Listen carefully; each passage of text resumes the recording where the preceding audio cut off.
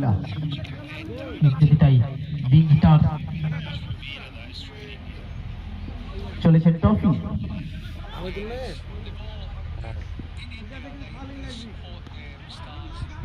ছত্রিশ ধরনের বল দেখেছিল মারলেন এবং bond of out of the park 4টি রান ফারুক আব্দুল্লাহ ব্যাট থেকে। কারণ আজকের এই ম্যাচের স্কোর বোর্ডটা একটু হলো চেঞ্জ রয়েছে, সেই জায়গায় অবশ্যই মাথায় খাটিয়ে খেলতে হবে। 117 রানের স্কোর বোর্ডটাকে কিন্তু সম্পূর্ণ করতে হবে যার জন্য